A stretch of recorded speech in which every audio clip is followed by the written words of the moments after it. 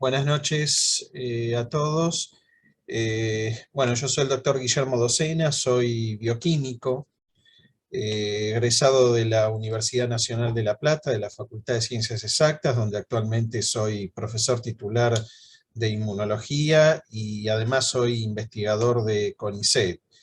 Eh, Soy actualmente el vicedirector del Instituto de Estudios Inmunológicos y Fisiopatológicos, que depende de la Universidad Nacional de La Plata y del CONICET.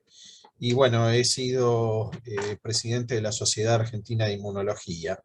Entonces, el Colegio de Bioquímicos de Salta, que les agradezco la invitación, me han pedido que les diera una charla con este título, sobre todo para hablar, todavía estamos en el contexto de la pandemia de COVID, hablar un poco de las vacunas, cuál es la importancia de la vacunación, y al final voy a hacer una muy breve descripción de un proyecto del cual soy el director, que es el desarrollo de una vacuna para COVID en Argentina. Entonces, un poco la charla la voy a desarrollar a partir de estos puntos. Hay mucho para hablar de COVID, hay muchísimo para hablar de vacunas, hay muchas evidencias en el mundo y en Argentina, pero un poco la idea es desarrollar algunos aspectos que me parecen importantes en este momento, sobre todo lo que tiene que ver con el impacto de la vacunación en la pandemia, con datos en el mundo y en Argentina, resaltar un poco cuál es el rol del sistema inmune, tanto en la infección como en la vacunación. Y creo que también es importante estar, digamos, o conocer cuáles son los pasos y los ensayos que hay que hacer para validar una vacuna y de esa manera reforzar la importancia de lo que se ha logrado en este tiempo durante la crisis sanitaria generada por este virus emergente. También quisiera mostrarle algunos resultados que hemos obtenido aquí en Argentina sobre los planes de vacunación que se han desarrollado. Y bueno, esto un poquito ya con una proyección en el futuro, las vacunas que vamos a necesitar o que se vienen, que son las llamadas vacunas de segunda generación. Y bueno, al final, como les decía, voy a hablar unos minutos sobre la vacuna que estamos desarrollando y sobre todo la importancia, ¿no?, de tener esa capacidad que tenemos de producir una vacuna. Entonces aquí podemos ver este mapa donde con distintos colores se observa la administración de vacunas en el mundo, y podemos ver claramente algo que todos conocemos, que es la distribución desigual que se ha dado de las vacunas, y nuevamente, o digamos luego de más de un año de producción y de récord de producción de vacunas y distribución de las mismas, seguimos teniendo el mismo panorama con un continente como el africano que está subvacunado. Hay países que no han recibido vacunas, otros que tienen menos del 10% de la población vacunada, y bueno, como todos sabemos, a partir de noviembre del año pasado, esto ha tenido un impacto tremendo en lo que es el desarrollo de variantes virales, con la aparición de la variante Omicron y la diseminación explosiva que tuvo en todo el mundo. Entonces eso nos da una idea de la importancia que tiene no solo desarrollar vacunas, sino que se distribuya en forma equitativa en todo el mundo, y esto es un error que hemos repetido luego de lo que ha ocurrido en la pandemia del 2009 de H1N1 por influenza o gripe, que hubo países que al año y medio de la pandemia recibieron las vacunas. La idea con COVAX era tratar de evitar y corregir este problema, pero bueno, hemos sido testigos que el problema se ha repetido. Aquí tienen a la derecha una foto del primer vacunado para COVID en Inglaterra, en Coventry, el famoso William Shakespeare, una persona de 81 años que recibió la vacuna de Pfizer, y bueno, lamentablemente eso fue en diciembre de 2020, y en mayo de 2021 esta persona falleció, pero bueno, obviamente era una persona entrada en edad y nada tuvo que ver la vacunación con su fallecimiento. Pero bueno, a partir de la primera semana de diciembre, donde se autorizaron y se empezaron a aplicar las vacunas o estas nuevas vacunas en el mundo, fíjense que al día de la fecha se han dado más de 11.000 millones de vacunas. lo cual si uno distribuyera o si hubiera distribuido las mismas en forma homogénea o equitativa, hubiera significado más de una dosis para cada uno de los habitantes que hay en el planeta. Son casi 8.000 millones, hemos dado 11.000 millones, y como les decía, hay regiones que están subvacunadas. Entonces, eso es algo que nos debe llamar la atención, porque hay entre un 30 y un 40% de la población que no ha recibido un esquema completo. Y en Argentina estamos en una situación bastante interesante o importante, donde se han dado casi 100 millones de vacunas, el 90% de la población ha recibido al menos una dosis, más del 80% ha recibido esquema completo y casi un 50% ha recibido dosis de refuerzos. Este último punto o este último dato es un poco preocupante, deberíamos estar muy por encima, sabiendo de la importancia o de la necesidad de aplicar dosis de refuerzo por la aparición de las variantes, sobre todo de Omicron, y sobre todo porque hay disponibilidad de vacunas y sobre todo hay variedad de vacunas, algo que les voy a hablar más adelante. Entonces, habiéndose aplicado en forma totalmente inusual o en forma que ha sido un récord histórico, semejante cantidad de vacunas, no solo habla de una producción récord de vacunas en el mundo, sino de una distribución en un tiempo, digamos, reducido. En un año y medio se han dado todas esas dosis que le mencioné, y eso ha tenido un impacto importante en el desarrollo de la pandemia en el mundo. Aquí lo que podemos ver en este primer gráfico, estos son datos actuales que se pueden obtener fácilmente en la página de la universidad o del hospital de Johns Hopkins en Estados Unidos, que desde un comienzo empezó a mostrar este tipo de registros, y la verdad que nos ha servido mucho para saber cómo son los números y cómo van variando a lo largo del tiempo. Al día de hoy tenemos más de, yo creo que mucho más, debe ser el doble o el triple de casos o de contagios. Estos son los casos confirmados por laboratorio, más de 500 millones de contagios. Estos son los fallecidos, más de 6 millones de fallecidos, y esto, como les decía, son las dosis que se han administrado. Aquí lo que podemos ver en este gráfico de la izquierda es una curva donde muestra el número de casos a lo largo del tiempo, y fácilmente podemos ver lo que ocurrió en noviembre y diciembre de 2021 y comienzo del 2022, que es la nueva ola producida por Omicron. Pero bueno, esto contrasta, si uno compara esta curva de contagios o de casos, esto contagia con la curva de fallecimientos. Entonces podemos ver que esta curva de contagios triplicó o hasta en algunos casos quintuplicó los números de contagios de las otras olas, y sin embargo el número de fallecidos no aumentó proporcionalmente, sino que disminuyó, pero sí hubo un pico de fallecidos, porque todavía hay poblaciones en el mundo que restan vacunar. Por ejemplo, si uno habla de Estados Unidos, casi un 30% de la población de Estados Unidos no ha sido vacunada, y esas son casi 100 millones de personas. Entonces, hoy en día sabemos el impacto que tiene no vacunar y las consecuencias que tienen que estas personas se contagien del SARS-CoV-2. Y aquí podemos ver que gracias a esta campaña de vacunación en todo el mundo, que en este momento está disminuyendo, se está habiendo una relajación en lo que es vacunación, por más que hay disponibilidad de vacunas, pero bueno, el impacto que ha tenido esta vacunación no se ha dado, y esto lo vamos a ver al final de la charla, no se ha dado sobre la transmisión o la circulación viral o los contagios, sino sobre todo sobre la severidad de la enfermedad y sobre todo los fallecimientos. Entonces, si esto mismo lo trasladamos a Argentina, tenemos algo muy similar. Estas son las curvas o la velocidad de vacunación de nuestra población.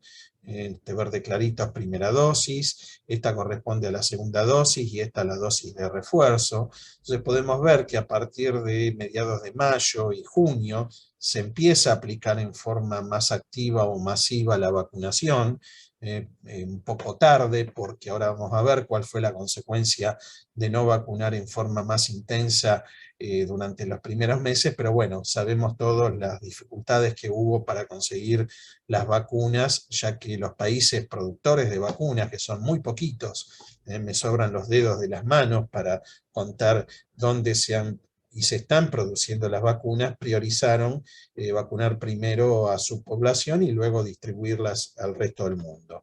Entonces, a partir de mayo y junio comienza a intensificarse, primera dosis y segunda dosis. Hasta aquí solo habían sido vacunados personal de salud y adultos mayores, y a partir de aquí, como empiezan a, digamos, a tener un impacto variantes como la Manaus o Gama o la de Brasil, sobre todo en la severidad de la enfermedad, y ahí empezamos a comprender la importancia de tener esquema completo en la población. Aquí se intensifica la segunda dosis, también la primera dosis, y luego con la entrada de la variante Delta, donde ya se sabía que necesitábamos segunda dosis, aquí es donde se refuerzan todos los planes de vacunación. Este gráfico es muy interesante porque muestra en forma muy clara y muy visual lo que ha ido ocurriendo, las distintas olas de COVID en Argentina. Cada puntito corresponde a un individuo fallecido, por lo cual en este gráfico lo que se muestra es la edad y la cantidad de personas fallecidas en función del tiempo a lo largo de la pandemia.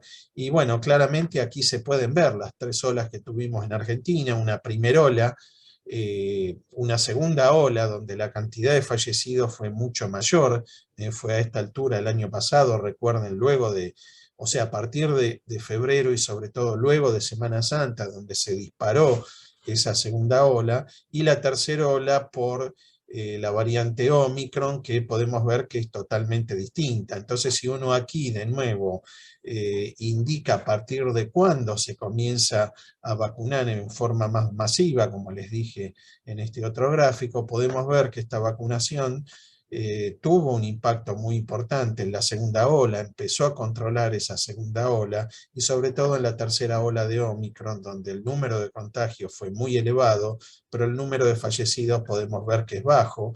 Y otro aspecto que es muy importante, fíjense la edad de los fallecidos, cómo cambia de la primera a la segunda ola, disminuye, y esto tiene que ver con que adultos mayores estaban más protegidos en esta segunda ola. En esta primera ola directamente no había vacuna, por eso adultos mayores fueron un grupo vulnerable muy importante, que se refleja en la cantidad de fallecidos, y en la segunda ola por la vacunación disminuye la edad, y en la tercera ola no solo hay mucho menos gente, sino que vuelve a aumentar la edad promedio de los fallecidos, porque aunque estén vacunados, los adultos mayores también van a ser una población vulnerable si se infecta.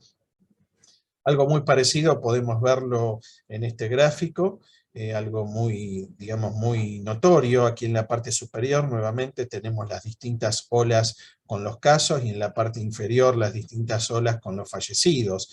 Entonces podemos dividir la curva en tres. Aquí tenemos lo que ocurrió cuando no disponíamos de vacunas, fíjense, un número limitado y podemos decir bajo de casos, pero un número alto de fallecidos, que tiene que ver con esta primera parte del gráfico aquí en la parte superior.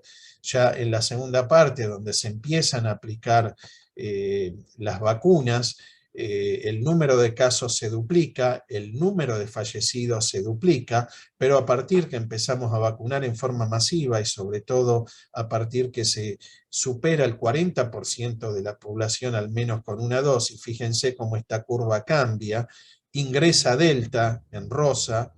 No tuvimos un pico o una ola de Delta como hubo en otros países. Sin embargo, cuando ingresa Omicron en nuestro país a finales de enero, perdón, a finales de noviembre o diciembre, tenemos una ola mucho más intensa en el número de casos, se quintuplicaron los casos, pero fíjense que el número de fallecidos se redujo a la mitad, y esto tiene que ver claramente con el impacto que tuvo la vacunación en nuestra población. Y otro factor o otro aspecto muy importante de la vacunación es cómo disminuyó la letalidad. Esto se ha demostrado en numerosos trabajos en el mundo y como ahora les voy a mostrar también en Argentina. Y algo muy importante que se ha visto con respecto a la mortalidad, fíjense que este gráfico está hecho con datos en Inglaterra, y si uno compara la mortalidad de COVID versus la mortalidad de gripe por influenza, al comienzo de la pandemia, es decir, cuando no había vacuna, fíjense que la mortalidad es 20 veces mayor de COVID a lo que es influenza. En ese momento se estimaba la mortalidad entre un 2 y un 4%, para influencias menos del 0,1%, y fíjense que a medida que transcurre la pandemia, y esto tiene que ver, fíjense, a partir de cuándo, a partir de enero 2021, es decir, a partir que se empieza a vacunar, el pico se achata, comienza a disminuir la mortalidad, eso se ve acompañado con la aparición de variantes que producen menos enfermedad severa, sobre todo en individuos vacunados, y fíjense que actualmente la mortalidad de COVID es inferior a la de influenza. Entonces, si uno analiza los números, por ejemplo, en Estados Unidos, lo que es la gripe, fíjense la cantidad de casos, piensen que la población en Estados Unidos es de 300 millones de personas, bueno, tienen prácticamente más de 20 millones, casi un 10% de contagios por año, y la letalidad de influenza es baja, 14.000 muertes por año. Esta es la mortalidad o la letalidad de influenza en todo el mundo. Bueno, en este momento estamos por debajo de esos números, y es interesante este análisis que muestra que si uno analiza esa letalidad en función ahora de la edad, aquí tenemos en celeste la curva de mortalidad para distintas edades para influenza y la curva de mortalidad para distintas edades para COVID.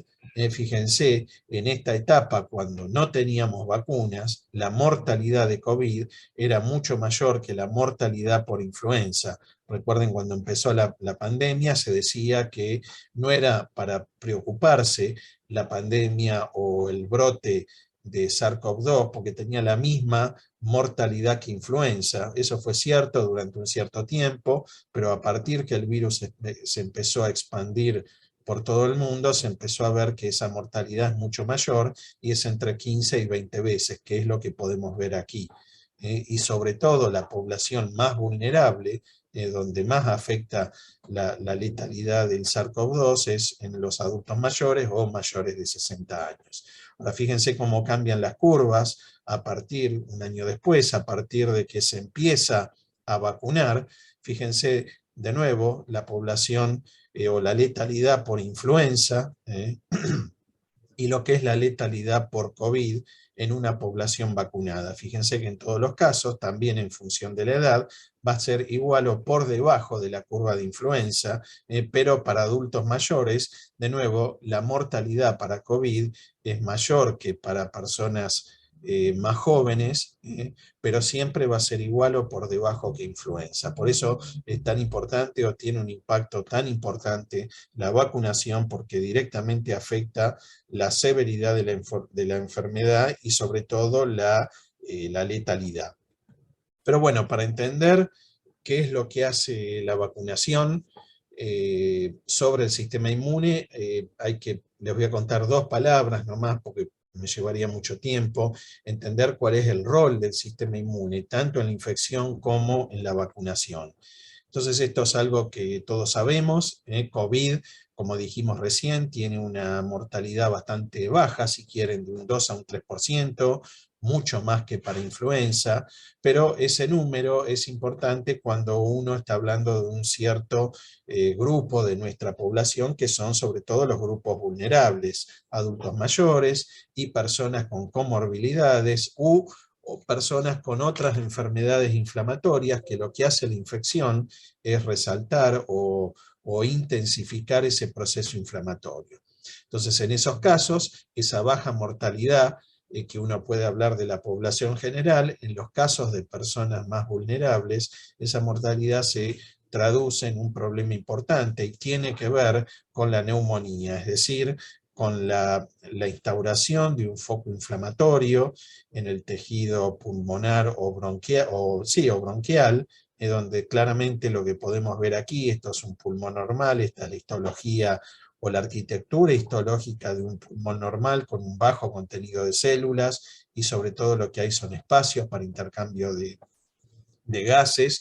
Pero bueno, este es el pulmón de una persona con COVID severa, un alto grado de inflamación y una disminución de la función pulmonar. Lo mismo podemos ver aquí, esto es un pulmón normal, este es el pulmón de una persona con COVID severa, podemos ver fácilmente el infiltrado inflamatorio.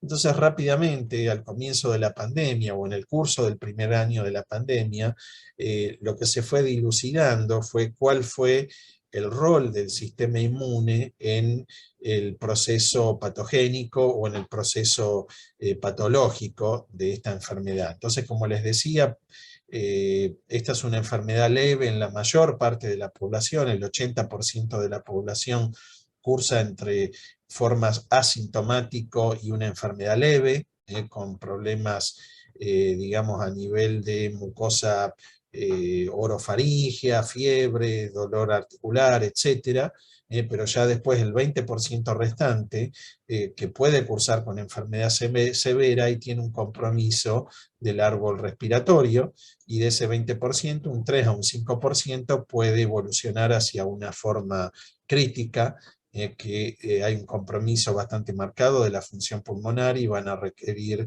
un respirador o ventilación. Entonces, para estos casos, este 20%, esa mortalidad ahí es donde tiene un impacto muy grande. Y hoy en día sabemos que en realidad la infección viral no tiene un efecto patogénico muy marcado, ya que el virus no lisa las células que invade, sobre todo células epiteliales del árbol respiratorio. Cuando el virus se replica y sale de la célula, no mata la célula. Entonces, en general, una persona que controla bien la infección no va a tener un cuadro severo, y como les dije, en la mayor parte de los casos va a tener una enfermedad leve, pero en ciertos individuos con factores de riesgo, entre los cuales está la edad, la obesidad, la hipertensión, la diabetes, etcétera, la enfermedad puede tomar un curso más severo, y en ese caso la causa que genera la severidad es la respuesta inmune del individuo. Es decir, que la infección viral no va a producir daño, pero sí va a producir un daño la respuesta inflamatoria inducida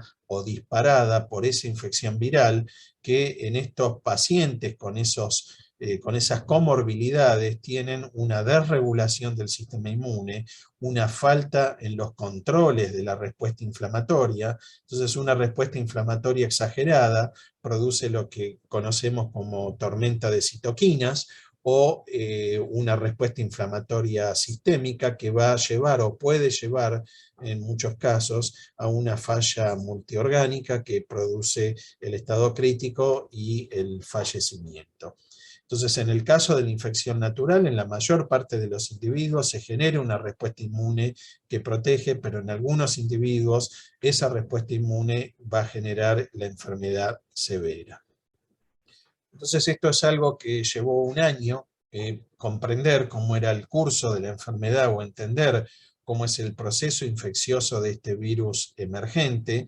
Entonces, hoy en día todos sabemos que a partir del contagio hay un periodo de incubación en los cuales los primeros 3, 4, 5 días, eso va a depender de cada uno y de la carga viral, la persona no manifiesta síntomas, está contagiado, el virus está replicando, está contagiando o transmitiendo a terceros, pero a partir de que se manifiestan los síntomas, ahí uno puede hacer el diagnóstico, sobre todo por PCR, o sea, la detección de material nuclear, ARN o de antígeno, y en una persona que tiene un sistema inmune que fisiológicamente funciona como corresponde, ya a partir de los 7, 10 días, comienzan a activarse los linfocitos, se comienzan a producir anticuerpos o linfocitos T específicos, y todo esto comienza a controlar el pico de virus en el organismo. Entonces, como les decía, en el mejor de los casos,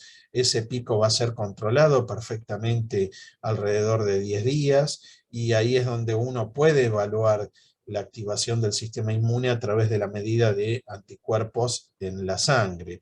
Pero luego, con el tiempo, comprendimos que los anticuerpos son digamos, un mecanismo muy importante, pero no son un marcador de la severidad. Es decir, que haya anticuerpos no quiere decir que el individuo no vaya a desarrollar una enfermedad severa, porque inclusive sabemos que en severidad hay mayor cantidad de anticuerpos, y sabemos que la linfopenia o la disminución digamos, de los linfocitos es lo que lleva a la severidad en ese individuo. Y también entendimos que los mecanismos de la respuesta innata, los que están mediados sobre todo por interferón, interferón tipo 1, que producen todas las células del organismo cuando se infectan con un virus. Entonces, esos mecanismos dependientes de interferón son fundamentales, y lo que se ha visto es que cuando esos mecanismos se instauran en forma adecuada, es decir, que se activan como corresponde y se regulan como corresponde, y sobre todo a partir de los estadios iniciales de la infección, esa carga viral se va a regular, como vimos recién, como corresponde, y esa persona va a desarrollar una enfermedad asintomática o una enfermedad leve. Es decir, que hoy sabemos que los mecanismos de la inmunidad innata sí se inducen como corresponde y se regulan como corresponden, ese individuo va a desarrollar una enfermedad leve. Ahora bien, cuando esos mecanismos dependientes de interferón se inducen en forma inadecuada o en forma retardada, ahí sí es donde el individuo va a tener comprometida su salud. La curva de replicación viral va a ser distinta, va a ser más intensa, probablemente no se vaya a controlar como en esta otra situación, y esta persona es más proclive o propensa a desarrollar una enfermedad moderada o severa, y eso va a depender también de la funcionalidad y la frecuencia o los niveles de los linfocitos. Se ha visto que cuando la persona tiene una linfopenia y una neutrofilia, esa persona hace una enfermedad severa.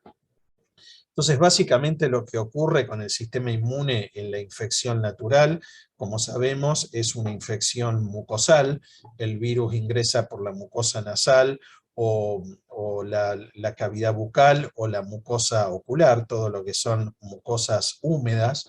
El virus tiene capacidad de atravesarla, tiene un tropismo por las células que se encuentran en esta mucosa, es decir, ya sabemos que el virus, a través de la proteína S o spike, reconoce los receptores específicos en las células que están en la superficie de estas mucosas, sobre todo el receptor de la enzima convertidora angiotensina 2 o AC2.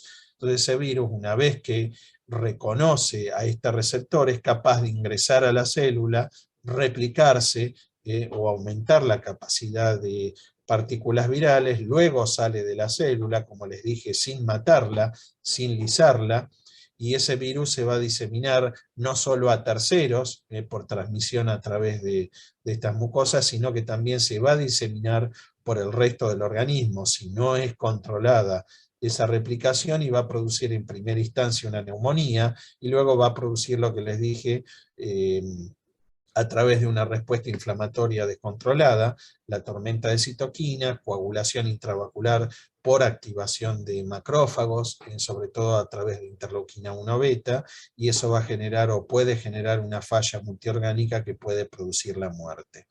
Entonces, una vez que el virus se replica y sale de la célula, va a ser captada por las células dendríticas, sobre todo, y estas células dendríticas van a activar a los linfocitos B, a los linfocitos T, y así se van a generar los anticuerpos que van a reconocer el virus, y los linfocitos T, como ahora vamos a ver, también específicos del virus. Es decir, que frente a la infección natural, se genera una respuesta inmune con distintos mecanismos mediados por anticuerpos y por linfocitos T.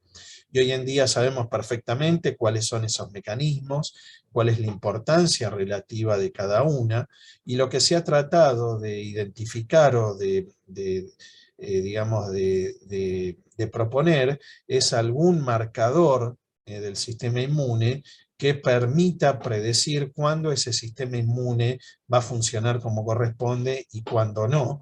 Y hasta ahora lo que se vio es que los niveles de anticuerpos son fundamentales para la recuperación del paciente, por eso es que se miden en sangre, y ya a partir de mediados del 2020 se sabía que aquellos individuos con mayores niveles de anticuerpos podían tener mejores parámetros de protección.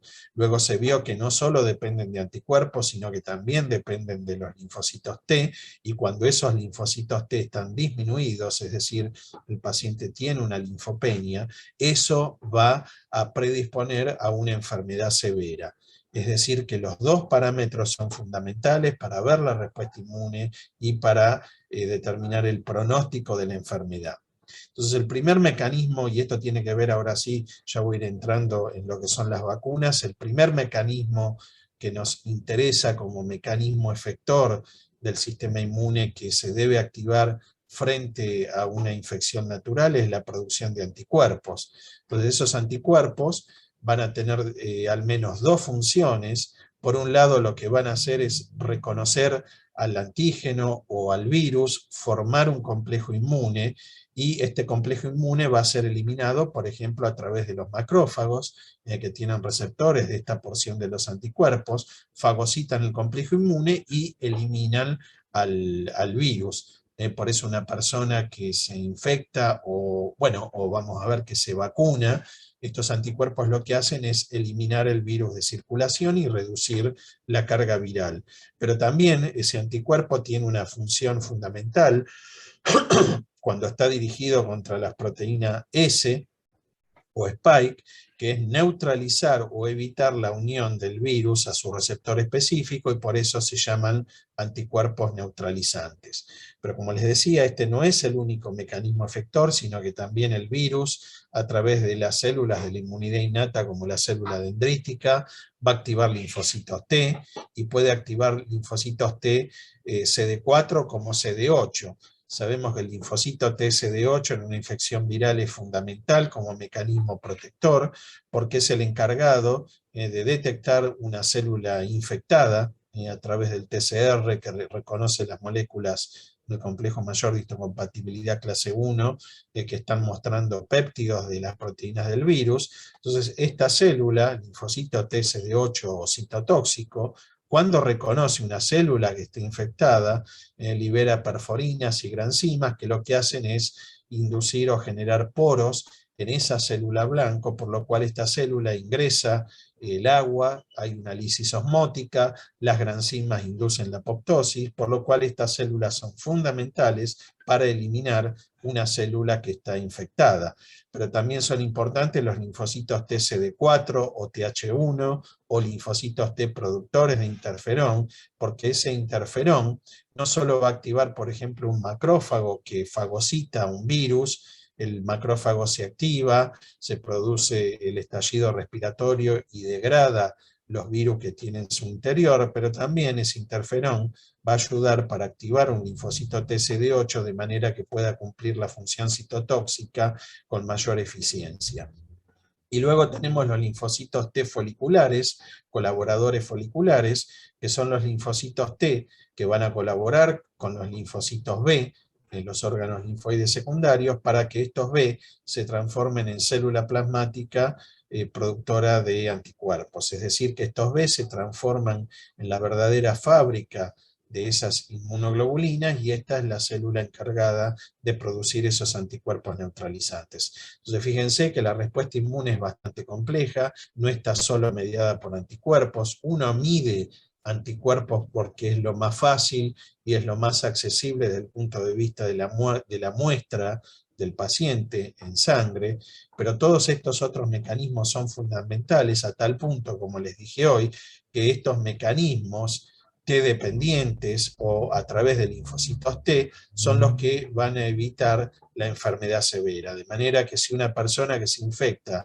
tiene buenos títulos de anticuerpo y buena cantidad de linfocitos, y sobre todo de linfocitos T, esa persona va a controlar la infección de una manera altamente eficiente y no va a evolucionar hacia una enfermedad severa.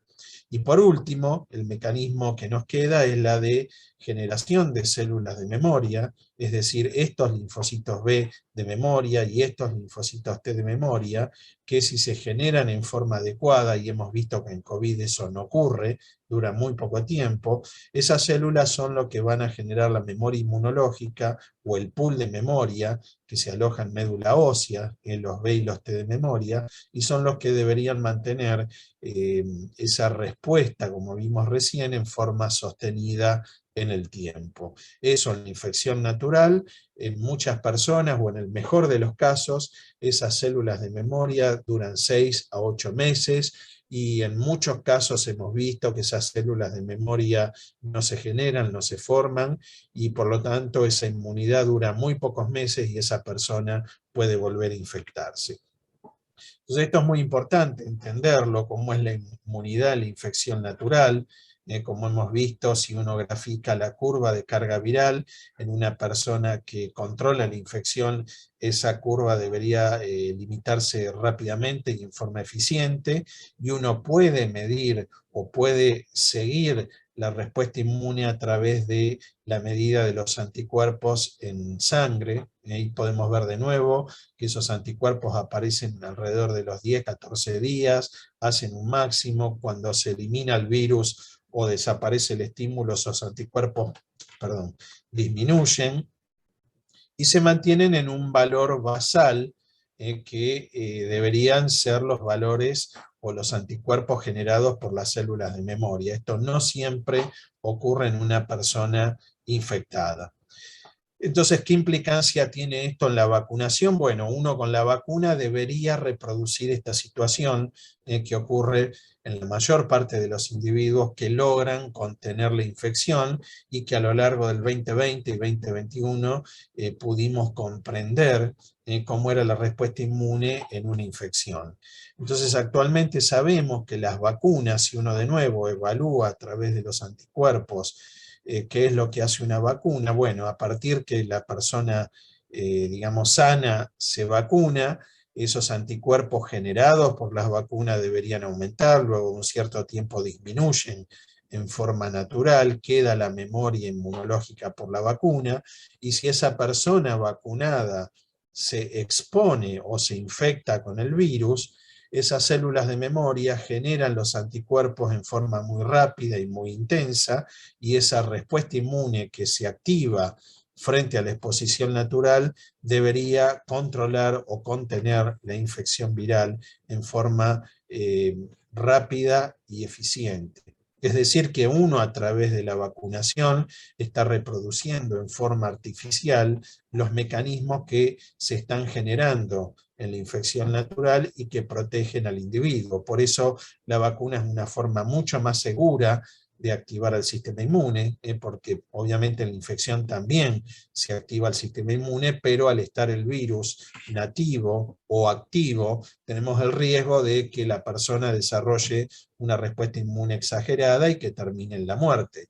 Entonces, bueno, eso fueron políticas sanitarias de varios países como Inglaterra, que ellos apostaron a la inmunidad de la población por la infección, y bueno, el resultado fue bastante nefasto, bastante negativo por todo lo que les expliqué. En cambio, con la vacunación uno puede inducir digamos, un proceso en forma artificial mucho más seguro. También va a ser específico del patógeno, y la idea es siempre con la vacunación y en forma sostenida en el tiempo tratar de inducir una inmunidad que lo proteja de futuras infecciones. Entonces, con todas las vacunas que hay para COVID, que sabemos que hay 4 o 5, sí, yo diría 4 plataformas, pero hay más de 130 vacunas que se están estudiando. las plataformas sobre la base de vacunas a ARN, sobre la base de vacunas a proteínas, a virus inactivados, a vectores virales, y hay también varias ADNA, aunque ninguna de estas todavía ha sido autorizada o aprobada. De todas estas sí se han autorizado y aprobado. Bueno, todas estas vacunas apuntan a lo mismo. El objetivo general de esta vacuna es generar esos anticuerpos neutralizantes. Entonces, si esta es una fotografía del virus, del SARS-CoV-2, ya todos sabemos que es un coronavirus porque tiene la forma de una corona a través de esta proteína S.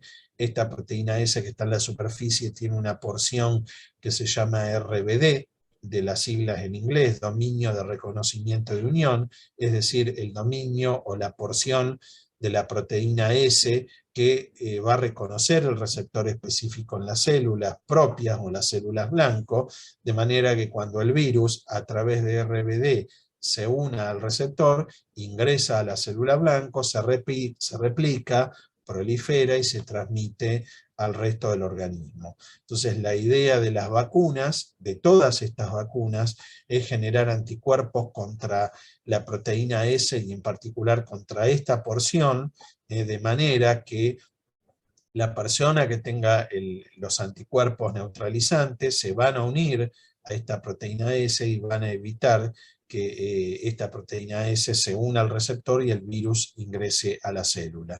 Por eso se llaman anticuerpos neutralizantes, y lo que se vio ya a partir de marzo del 2020, o sea, en los meses iniciales de que empezó la pandemia, es que las personas infectadas desarrollan este tipo de anticuerpos, pero lo hacen con distinta intensidad, es decir, cada uno de los que se infecta, por más que se infectan con el mismo virus, por más que el virus es poco patogénico, todos tenemos un sistema inmune que reacciona en forma distinta, y como podemos ver aquí, cada curva es para un paciente en particular.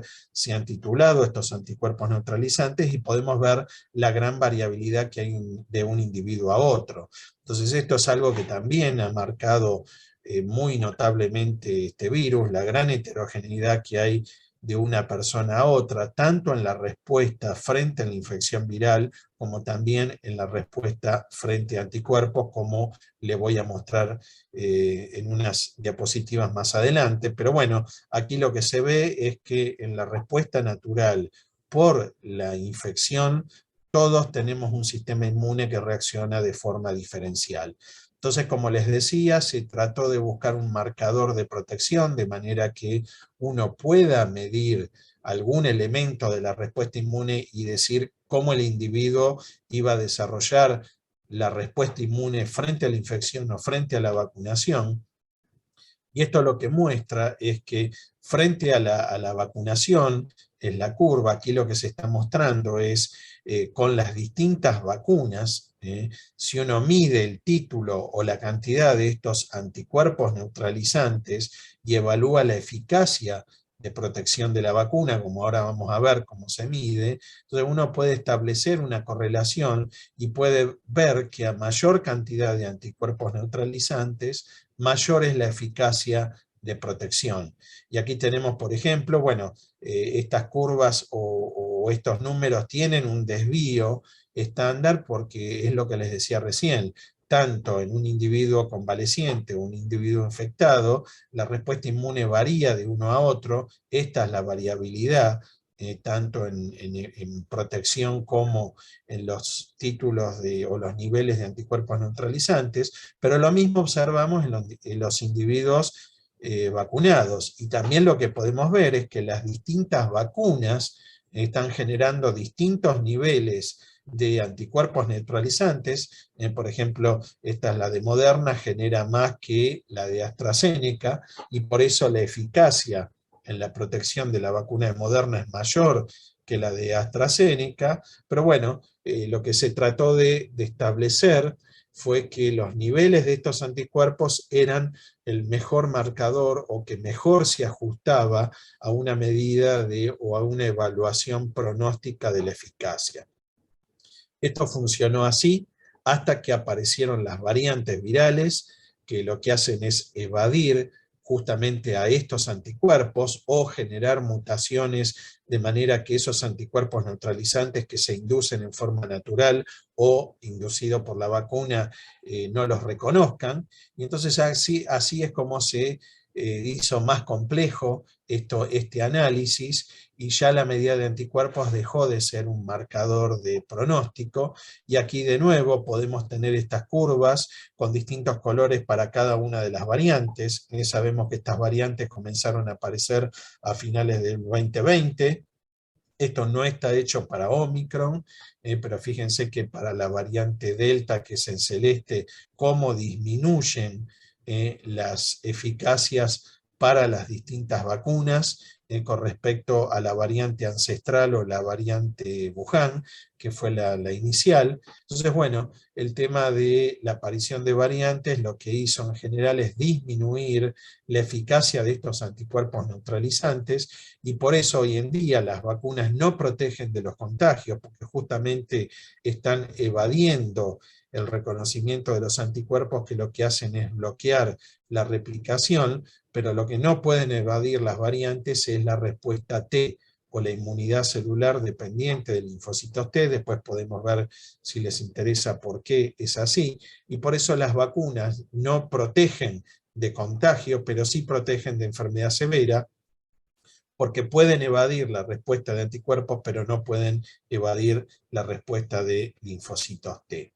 Entonces, bueno, todo esto es lo que se evalúa cuando primero hay que autorizar o aprobar una vacuna, y luego cuando la vacuna es autorizada y se evalúa el efecto que tiene en la población general.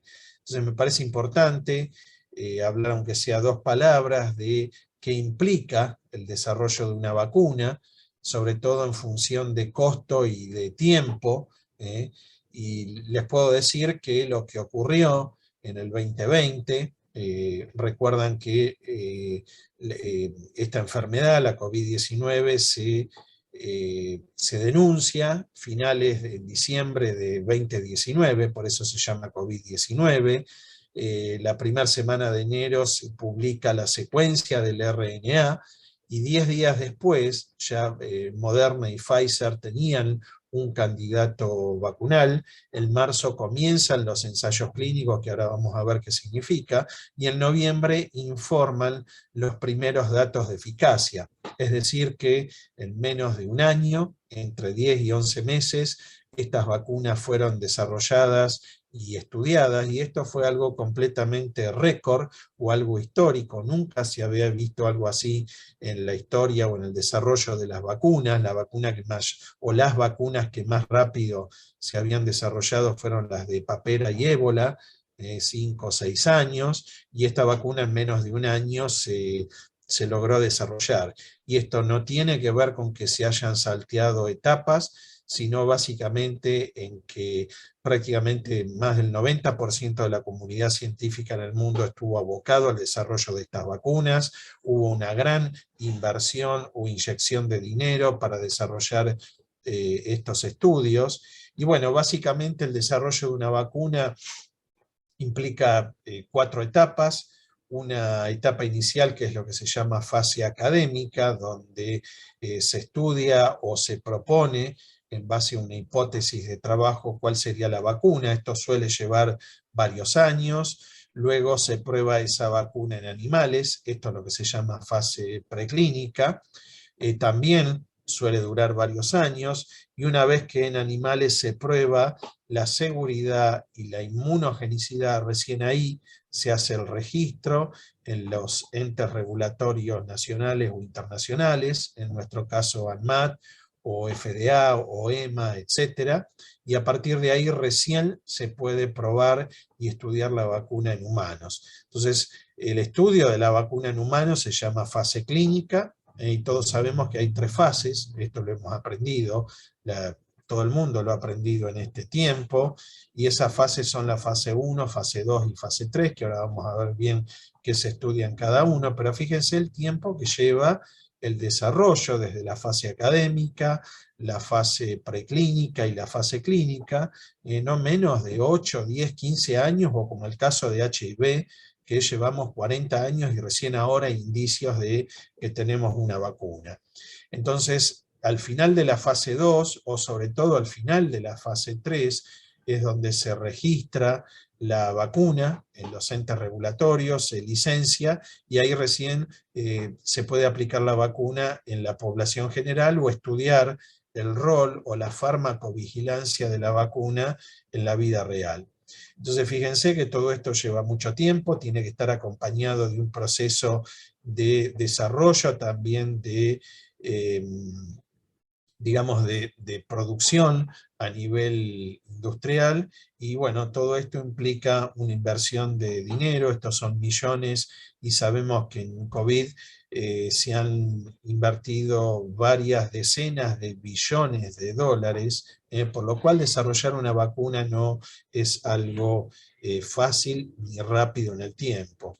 Entonces, básicamente, en un ensayo clínico o fase clínica, es decir, cuando se aplica en humanos, lo que se estudia es en la fase 1, sobre todo seguridad, muy pocos adultos mayores, sanos y voluntarios, decenas, en general menos de 100, lo que se estudia es la seguridad, es decir, se los vacuna y sobre todo se observa que no haya reacciones adversas moderadas o severas. Ahí se estudia la dosis, la dosificación, y se elige la dosis que menor cantidad o menor intensidad de reacciones adversas produce, porque pensemos que siempre una vacuna, o es natural que una vacuna genere reacciones adversas porque está activando el sistema inmune, la inmunidad innata, lo que produce fiebre, dolor articular, etc.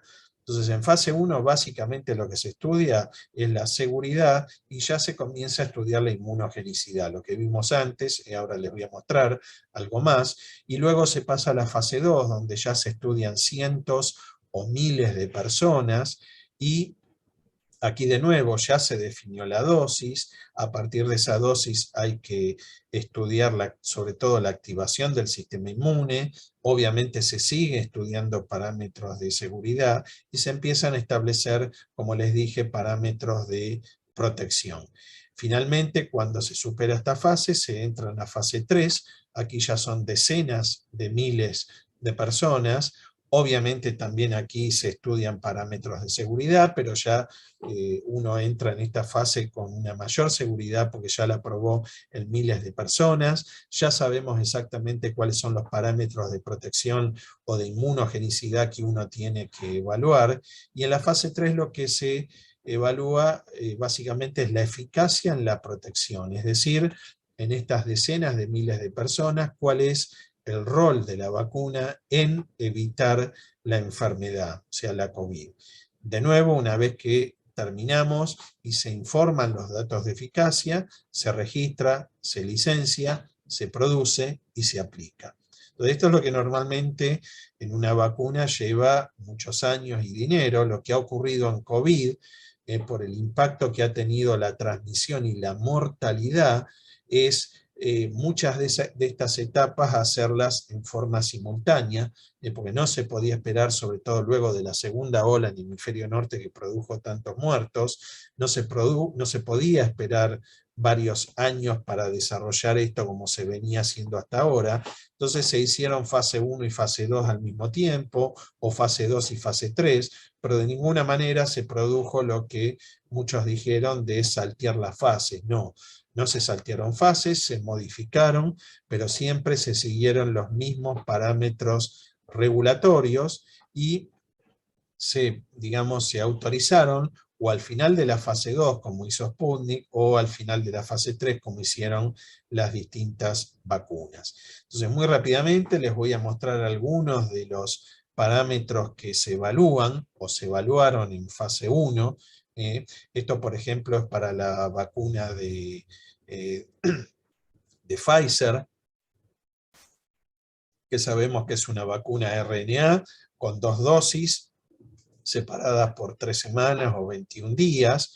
Entonces, lo primero que se evalúa en fase 1, como les dije, son aspectos relacionados con seguridad, con reacciones locales y reacciones sistémicas, y distintas dosis. Fíjense, estas son cantidades de ARN. La de 30 microgramos es la que finalmente se aprobó.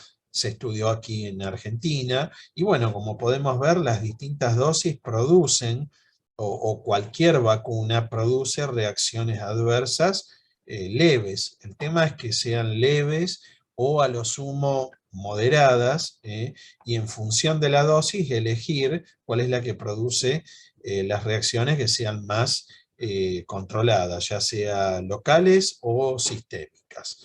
Luego lo que se evalúa en la inmunogenicidad, como les conté recién, es la producción de anticuerpos. En este caso se muestra IgG específica de RBD para las distintas dosis. Aquí con la flecha están marcadas cuándo se da la primera dosis y la segunda dosis. Entonces, para las distintas cantidades, esta es la que finalmente se aprobó. Fíjense que si uno analiza los títulos o los niveles de IgG anti-RBD luego de la primera dosis, a la semana se ven valores muy bajos, ya a las 3 semanas se ven niveles de anticuerpos, pero fíjense que luego de la primera dosis hay digamos, una respuesta medida a través de los anticuerpos que varía de un individuo a otro. Ahora, cuando se da la segunda dosis, a las 3 semanas, y evaluamos luego los niveles de anticuerpos luego de la segunda dosis o esquema completo, fíjense que los niveles son mucho más elevados, hay menos dispersión, y si uno compara los títulos de esos anticuerpos en individuos vacunados versus el título de anticuerpos en individuos convalecientes o infectados, ese es otro parámetro para elegir cuál es la dosis más inmunogénica. Y fíjense que para el caso de Pfizer, uso el ejemplo de Pfizer porque es en el que tenemos más información publicada, esos títulos o niveles de anticuerpos son mayores en los vacunados que en los individuos infectados. Y lo mismo, el mismo análisis se hace para medir anticuerpos neutralizantes, después de la primera dosis, después de la segunda dosis, y para las distintas cantidades de vacunas, y vemos lo mismo. Luego de la primera dosis tenemos una cantidad variable de un individuo a otro, lo mismo que antes les mostré en individuos infectados. Todos tenemos distinta capacidad de responder frente a la misma vacuna en cuanto a la producción de anticuerpos totales o anticuerpos neutralizantes, y de nuevo para esta dosis, luego de la segunda dosis, vemos que la mayor parte de los vacunados tienen títulos de anticuerpos neutralizantes superiores a los títulos en individuos infectados. Entonces, el otro parámetro que se evalúa de la inmunogenicidad es la respuesta inmune celular. Esto, por ejemplo, se mide por el ISPOT. Por el ISPOT lo que se hace es expandir o activar linfocitos T CD4 o linfocitos T CD8 con el antígeno. Estos son controles. Se estimulan linfocitos de sangre periférica con el antígeno, y se observan estos spots o estas manchas. Cada uno de estos puntos es un clon de linfocitos T que secretan interferón, y se detecta ese interferón secretado. Entonces se cuentan estos spots, y es este número que está aquí en el eje de las abscisas. Entonces fíjense de nuevo, para las distintas cantidades de vacuna, esto se evalúa después de la segunda dosis. Cada uno de los individuos responde de manera diferencial. Es decir, que no todos activan linfocitos T de la misma manera, tanto para CD4 como para CD8. Pero aquí el dato importante es que una persona luego que recibe la vacuna tiene mucho más linfocitos T CD4 específicos de RBD, productores de interferón, o linfocitos T CD8 específicos de RBD, productores de interferón, con respecto a un individuo que no recibió la vacuna o antes que se vacuna. Es decir, que así es como se ha evaluado para todas las vacunas la seguridad, la respuesta humoral y la respuesta celular. Y esto es lo que se hace en fase 1 y en fase 2, para luego entrar en fase 3, donde se evalúa la eficacia. Entonces, esto es lo que se hizo hasta el año pasado. Esto hoy en día no se puede hacer más. Se reclutan, fíjense, Pfizer reclutó en el mundo 44.000 personas, en Argentina hubo alrededor de 10.000. La mitad se le da la vacuna, que uno ya sabe cuál es la dosis, que uno ya sabe que es segura y que uno ya sabe que activa el sistema inmune, y a la otra mitad se le da placebo. Como les decía, esto se podía hacer en ese momento, ahora no se puede hacer más, pues se sabe que las vacunas funcionan y no se le puede dar a un individuo placebo. Entonces, una vez que se lo vacuna, el individuo tiene que hacer vida normal, y luego de un cierto tiempo, y a medida que empiezan a aparecer casos positivos diagnosticados de COVID, por ejemplo, aquí la entidad regulatoria lo que estableció es que cuando aparecieran los primeros 170 casos, ahí había que hacer lo que se llama abrir el ciego. Hasta ahora cada individuo no sabía si había recibido vacuna o placebo, y cuando se infectaba y se llegó a este punto, bueno, se fue a ver entre esos 170 vacunados quién había recibido vacuna y quién había recibido placebo, y este fue el resultado contundente. Entonces, esto fue lo que se informó a mediados de noviembre, fue el primer informe de eficacia de una vacuna para COVID. Entonces se vio que la eficacia del 95%, porque solo 8 casos de los 170 habían recibido la vacuna, mientras que la mayor parte de los casos que desarrollaron COVID no habían recibido la vacuna, por lo cual se estableció en primera instancia ese valor de eficacia como eficacia en la protección contra COVID sintomática. O sea, personas que manifestaban síntomas compatibles con COVID, y luego por la PCR se confirmó. Pero a medida que luego se autoriza esta vacuna, se comienza a estudiar en la población general, y se empezó a ver que había distintos tipos de eficacia: eficacia para controlar la infección, eficacia aquí, podemos ver en rojo, individuos no vacunados versus individuos en azul vacunados, y vemos que los vacunados se infectan menos que los no vacunados. Esto determina la eficacia.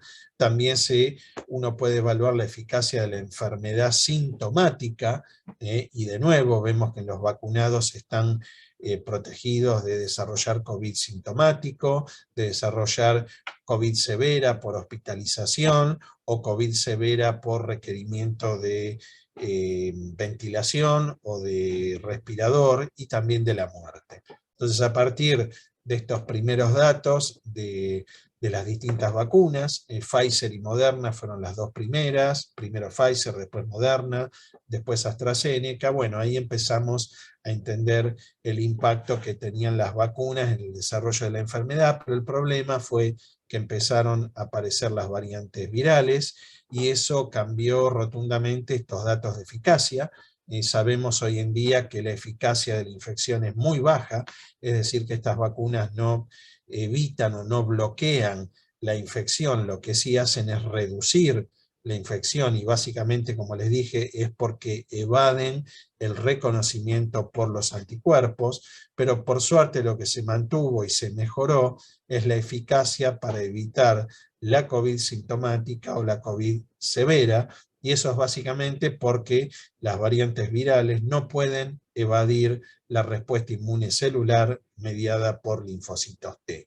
Entonces, la aparición de estas variantes es lo que ha cambiado, es en este momento la principal amenaza para las vacunas, y lo que hemos visto, que por más que hayan aparecido variantes como la de Omicron y sobre todo la subvariante BA2, que tienen un poder de transmisión enorme o tremendo, no tienen el mismo impacto en las curvas de fallecimientos o de severidad. Y además lo que hemos visto es que eso también va a variar de país a país, eso tiene que ver con la genética de la población, con las vacunas que se han empleado, con el porcentaje de vacunación. Entonces así vemos que la situación epidemiológica en cada país es muy distinta, pero si hay algo común que se ha visto en todos los países, es que cada vez que aparece una nueva variante desplaza a la anterior, y como les dije, esta de Omicron es tremendamente más invasiva que las otras variantes, pero fíjense en este momento, esto es bastante actual, como los distintos países, Dinamarca fue el primer país en Europa donde detectan esta variante BA2, ya está saliendo de la ola de Omicron, de BA2, al igual que Holanda, pero hay otros países que están entrando y están en pleno pico, o en Estados Unidos, que prácticamente no ha hecho o no ha tenido un impacto muy marcado. Entonces esto depende de la vacunación, esto ha determinado que hacen falta dosis de refuerzo para mejorar la eficacia de protección contra las variantes. Entonces hay una serie de puntos o de hechos que yo creo que es importante resaltar o remarcar como inéditos en esta vacunación, y son los siguientes. Primero, es la primera vez que se vacuna durante la pandemia. O sea, gracias a este desarrollo récord histórico de muchas vacunas en poco tiempo, se ha logrado vacunar durante la pandemia y, como lo estamos viendo, controlar el desarrollo de la pandemia, aunque todavía no ha terminado. Este es otro hecho bastante inédito, es el único medicamento que es requerido al mismo tiempo por todo el planeta, eso no pasó antes. Esto también es muy importante porque deja nuevas plataformas como las vacunas a ARN, son nuevas plataformas y nuevas vacunas que se van a poder aplicar y ya se están estudiando para otras enfermedades infecciosas, y esto también es algo inédito. Muchas de estas nuevas vacunas, e inclusive nuevas plataformas, han mostrado una muy elevada eficacia, como son las vacunas a RNA, las vacunas con adenovirus, y también algunas vacunas a proteínas como la Novavax. Entonces, esta es la situación que nos encuentra hoy en el mundo luego del desarrollo de todas estas vacunas.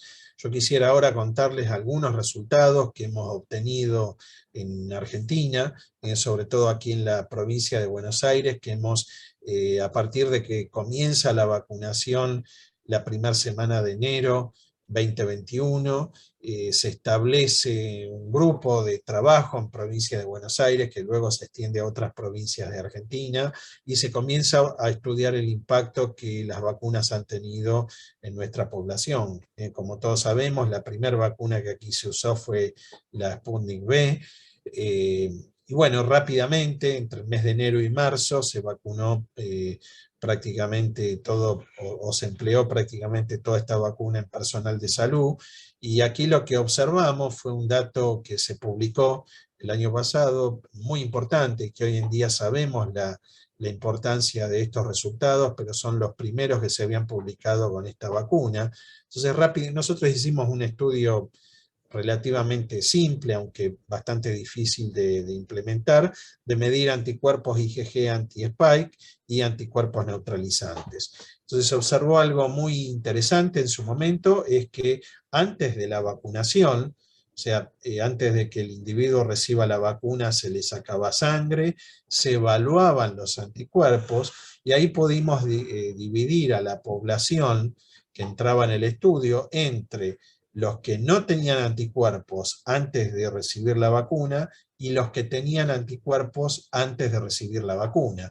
Claramente, estos que ya tenían anticuerpos y no habían sido vacunados eran personas infectadas, y de nuevo lo que hoy les decía, en nuestra población, y con esta vacuna se reflejó exactamente lo mismo. Fíjense, estas personas cómo tenían distintos títulos o cantidades de anticuerpos luego de la infección. Cuando analizamos los anticuerpos luego de recibir la primera dosis, a los 21 días luego de la primera dosis, los que no habían sido infectados y no tenían anticuerpos empiezan a desarrollar anticuerpos, fíjense la gran variabilidad, pero los que ya tenían anticuerpos previos, fíjense que desarrollaron anticuerpos en cantidades mucho mayores a los que habían recibido también una dosis y no habían tenido una infección previa. Y cuando se aplica la segunda dosis y se evalúa la respuesta de anticuerpos, los que no habían sido infectados previamente aumenta el número de anticuerpos totales, mientras que los que se habían infectado previamente mantienen los niveles elevados de anticuerpos. Y esto es lo que hoy se llama, y la importancia que tiene, la inmunidad híbrida. ¿Qué es la inmunidad híbrida? La respuesta inmune producto de la infección más la vacunación. Entonces hoy en día sabemos que una persona que es vacunada y estuvo infectada previamente va a tener mucho mejor respuesta que aquella persona que solo es vacunada. Eso en ese momento no se sabía, no lo sabíamos el año pasado, y hoy en día se sabe que lo mismo ocurre para todo el resto de las vacunas. El mismo efecto vimos cuando se evaluaron anticuerpos neutralizantes por dos métodos distintos, vimos exactamente lo mismo. Estas son las personas que antes de vacunarse no tenían anticuerpos, luego de la primera y la segunda dosis empiezan a aparecer, y en forma de nuevo altamente heterogénea de un individuo a otro, de anticuerpos neutralizantes post primera dosis, y luego de la segunda dosis ese título de anticuerpos neutralizantes aumenta con respecto a la primera dosis.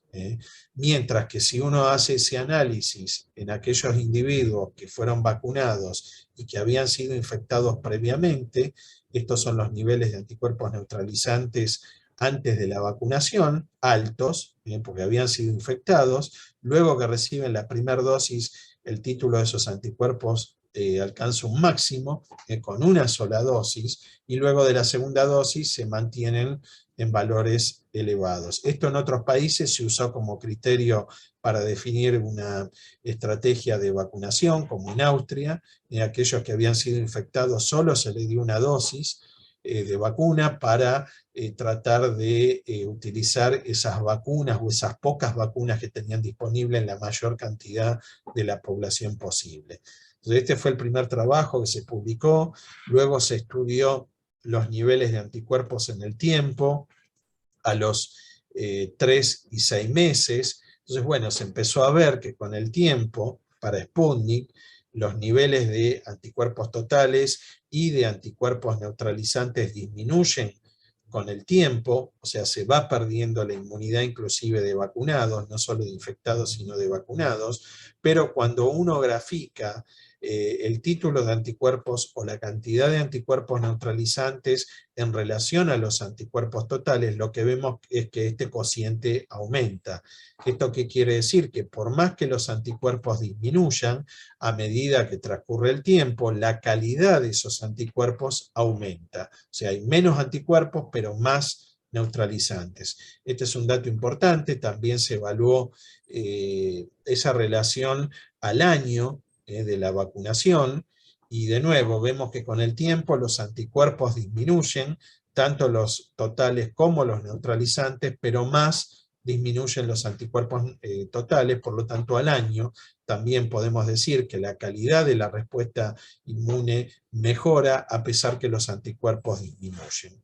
Y un trabajo muy complejo que se envió a publicación hace poco tiempo, es el estudio de comparación de combinación de vacunas. Esto se empezó a hacer entre julio y agosto, cuando sabíamos de la necesidad de la segunda dosis por el ingreso de la variante Delta en Argentina y no había vacunas suficientes para vacunar a todos con esquema completo homólogo, o primera y segunda dosis de Sputnik, primera y segunda dosis de AstraZeneca, o de Sinopharm, o de Moderna. Entonces la estrategia fue combinar vacunas. Esto se hizo en provincia de Buenos Aires, en ciudad de Buenos Aires, Córdoba, La Rioja y San Luis. Fue un trabajo muy grande.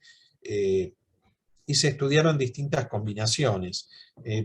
Aquellos que habían recibido primera dosis Sputnik, se les dio de segunda dosis Sputnik componente 1, o a otros Sputnik componente 2, a otros AstraZeneca, a otros Sinopharm y a otros Moderna. Aquellos que habían recibido primera dosis AstraZeneca, se les dio algunos Sputnik componente 1, a otros AstraZeneca, a otros Sinopharm, y los que habían recibido Sinopharm, de nuevo se lo combinó con otras vacunas. Es decir, que se establecieron 16 grupos de pacientes, y siempre se comparó el esquema homólogo, es decir, Sputnik, primera y segunda dosis, o AstraZeneca y AstraZeneca, o Sinopharm, o Moderna y Moderna, con esquemas heterólogos donde se combinan distintas plataformas.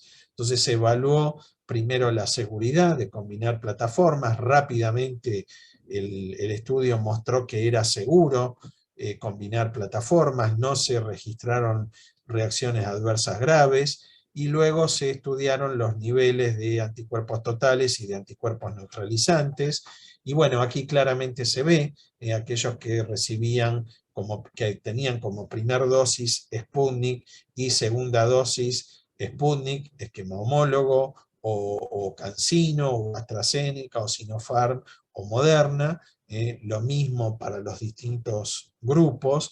Lo que se ve claramente es que cuando la segunda dosis es una vacuna RNA, los niveles de anticuerpos son mayores, Sputnik Moderna, o AstraZeneca Moderna, o Sinopharm Moderna. Lo mismo se observa para anticuerpos neutralizantes. Cuando se combinan plataformas, mejora la cantidad de anticuerpos totales y neutralizantes, y así es como se llegó a la conclusión de que combinando plataformas uno obtiene parámetros de seguridad aceptables, no empeora la seguridad, se mantiene, y aumenta la inmunogenicidad del esquema heterólogo con respecto al esquema homólogo. Y finalmente, hace poco tiempo se publica ya ahora la eficacia, es decir, qué eficiencia tiene combinar vacunas en función de la protección o el desarrollo de COVID y de muerte.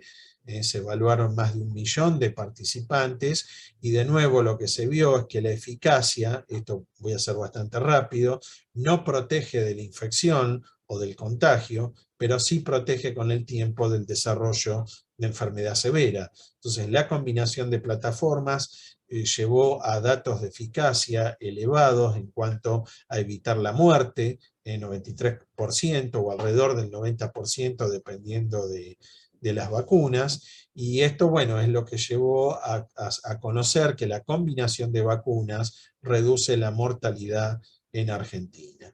Entonces, así pudimos ver que, o se pudo ver que en cada ola las vacunas tuvo un impacto muy grande. En la primera ola que se da a partir de mayo, julio 2020, la segunda mayo 2021, hace un año, y la tercera en enero de este año. Y fíjense, esto tiene que ver con el gráfico que les mostré al comienzo. En la primera ola hubo alrededor de 100.000 casos por semana, sobre todo de variante Wuhan, y alrededor de 2.700 muertes por semana. En la segunda ola se duplica el número de casos, 230.000 por semana, variantes gamma y lambda, y se duplica el número de fallecidos. Ahora fíjense, y aquí se estaba vacunando, fíjense en la tercera ola, se cuadruplica o quintuplica el número de casos y disminuye a la mitad el número de fallecidos, y aquí ya teníamos un porcentaje muy alto con segunda y con tercera dosis. Entonces esto es lo que determina, fíjense, si uno evalúa la letalidad o la diferencia de letalidad entre la primera ola y la tercera, de un 2,8 baja un 0,3. O sea que la vacunación en Argentina, con los distintos esquemas y sobre todo con la combinación para la segunda dosis, y luego es lo que se está aplicando en la tercera y cuarta dosis, disminuye la letalidad en 10 veces, lo cual es muy importante y es mucho más marcado si uno analiza esa letalidad con la edad. Entonces, a menores de 60 años no cambia mucho la letalidad, porque sabemos que el menor de 60 años tiene una mejor respuesta a la vacuna y va a responder mejor a la infección con su sistema inmune, pero sí vemos cómo disminuye marcadamente la letalidad en los mayores de 60, de un 15,9%, esto era bastante alto en la primera ola, a un 2%, es decir, más de 7 veces se reduce la letalidad en los mayores de 60. Por eso es importante, entonces, que estos planes de vacunación que se han aplicado, y sobre todo yo creo que fue muy importante la combinación de vacunas, redujo marcadamente la letalidad, y por la aparición de estas distintas variantes, lo que no se redujo, y es un defecto todavía, es la transmisión viral. Es decir, que si no se hubiera vacunado y hubiéramos tenido esta tercera ola de Omicron con esa cantidad enorme de, eh, de contagiados, el número de fallecidos hubiera sido mucho mayor. Y si uno analiza lo que ocurrió aquí y en muchos países, y por ejemplo lo que está ocurriendo aún hoy en Hong Kong, de nuevo, con la misma variante, con Omicron, pero fíjense lo que es la tasa de letalidad en Hong Kong, igual o mayor a lo que fue la primera ola cuando no había vacunas. Entonces en Hong Kong hay que tratar de entender por qué ocurre eso, compararlo con otros países. Fíjense, aquí, bueno, aquí arriba lo que tienen es justamente la cantidad de fallecidos en los distintos países y en particular en Hong Kong. Vemos este pico ahora, pero si uno analiza la cantidad de contagios, podemos ver que la cantidad de contagios en Hong Kong es menor a otros países donde Omicron tuvo un impacto mucho mayor. Esto obviamente tiene que ver con la política COVID-0 que hay en Hong Kong, de evitar los contagios, pero comparen la cantidad de fallecidos en rojo hacia abajo en Hong Kong y con los otros países. O sea, que podemos ver que en países donde hubo tasas de contagio altísimas, la cantidad de fallecidos fue muy bajo, y en Hong Kong menos contagios y más fallecidos. Entonces, si uno trata de entender qué es lo que ocurre en Hong Kong, uno, a partir de este análisis, uno lo que puede ver es que en Hong Kong, dependiendo del grupo etario, va a ser el porcentaje de la población que está vacunada. Y lo que podemos ver es que mayores de 80 años hay un porcentaje muy alto sin vacunar, hay un rechazo de adultos mayores a las vacunas, y eso tiene que ver con esa curva de fallecidos. Los fallecidos son principalmente aquellas personas de más de 80 años. Aquí lo que se grafica es en forma proporcional la vulnerabilidad, es decir, la edad. Son más vulnerables a morir por COVID los mayores de 80 años, y aquí es donde tenemos el mayor porcentaje de población sin vacunar. Entonces uno puede entender lo que está ocurriendo en Hong Kong porque la población más vulnerable no ha recibido la vacuna, son los que se han infectado y son los que han fallecido. Entonces, bueno, para ir terminando esta parte, lo que hemos visto es que las vacunas para COVID, hay más de 30 autorizadas y aprobadas, hay más de 130 vacunas en estudio. Hasta ahora las vacunas, con esos 11.000 millones de dosis administradas en el mundo, han mostrado una elevada seguridad y sobre todo una elevada eficiencia para protegernos de enfermedad severa. Es decir, que las personas se van a contagiar, pero van a pasar la COVID como una gripe, o sea, una enfermedad leve o, en el mejor de los casos, asintomáticos. Y los problemas, los debe que tienen estas vacunas, es que no son esterilizantes, es decir, que un individuo, por más que esté vacunado, se va a contagiar y va a infectar a terceros, y el problema es que con las nuevas variantes de riesgo se requieren aplicar dosis de refuerzo para mantener estos niveles de protección. Y a todo esto hay que sumarle que estas vacunas con estas variantes tienen una inmunidad poco duradera. Entonces, por eso esta se la llama vacunas sistémicas, todas se dan por administración intramuscular. Estas son las vacunas de primera generación, y lo que ahora se está, digamos, acelerando son lo que se llama vacunas de segunda generación, que es lo que deberían estar dirigidas es a evitar el contagio para frenar la transmisión viral y de esa manera evitar que aparezcan nuevas variantes que, como les dije, son la principal amenaza de las vacunas. Entonces, estas vacunas de segunda generación son lo que se llama vacunas mucosales, es decir, vacunas que se administran por vía mucosal para potenciar o generar una respuesta inmune más potente en las mucosas, que son la primera línea de defensa para este virus, que produce una infección mucosal, sobre todo en árbol respiratorio y tracto gastrointestinal. Entonces, estas vacunas de segunda generación son las vacunas sobre todo intranasales, que como les decía van a potenciar la inmunidad en el lugar donde ingresa el virus, es decir, en la mucosa nasal y orofaringe, para evitar la replicación viral, la dispersión viral y la transmisión del virus a terceros, es decir, que van a prevenir el contagio y van a prevenir la severidad, y además van a generar una respuesta inmune de mayor duración. Eso es lo que se está estudiando y se está evidenciando a partir de las vacunas que están en fase preclínica, en animales de experimentación. Es decir, que estas vacunas de segunda generación lo que generan es lo que se llama inmunidad esterilizante, y son vacunas que bloquearían la transmisión del virus. Entonces, fíjense lo que les decía hoy. Bueno, esto es información que saca el New York Times, que es bastante interesante, cambia semana a semana, y aquí estos números son las vacunas que se están estudiando en fase 1, fase 2, fase 3 y autorizadas. Entonces fíjense que hay más de 30 vacunas autorizadas, más de 120 vacunas que se están estudiando en humanos, pero solo 7 vacunas mucosales que están en fase 1. Es decir, hay varias vacunas, como la nuestra que ahora les voy a contar, que están en fase preclínica, y solo 7 recién han llegado a fase 1, y se sabe que estas vacunas van a ser absolutamente necesarios para generar inmunidad esterilizante, bloquear la transmisión viral y evitar la aparición de nuevas variantes. Entonces, ¿qué ventaja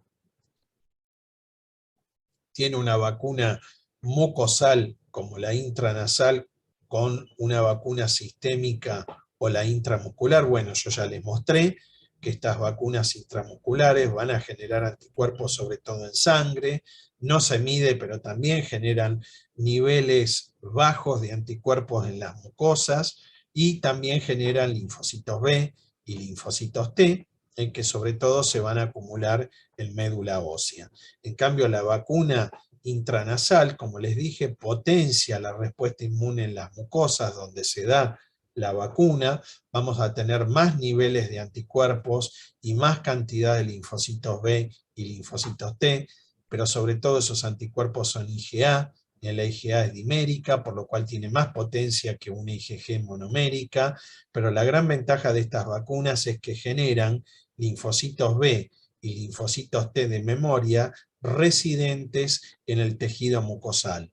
Es decir, que estas vacunas intranasales van a generar memoria, no solo por células que se acumulan en médula ósea, sino que también las células se acumulan en la mucosa, de manera que cuando ingresa el virus en la infección, se reestimulan estas células de memoria, y junto a la presencia de IgA van a generar una inmunidad mucho más potente. Entonces, este es el futuro, o las vacunas de segunda generación para COVID.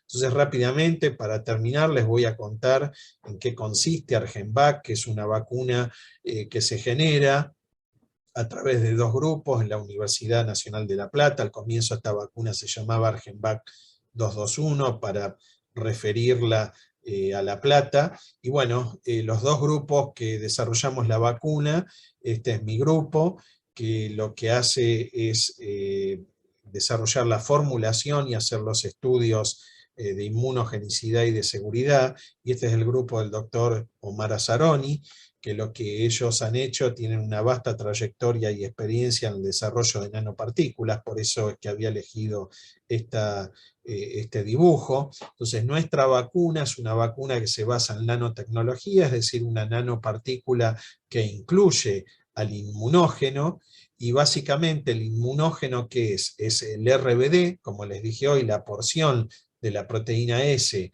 de la cubierta del virus, que la producimos en levaduras.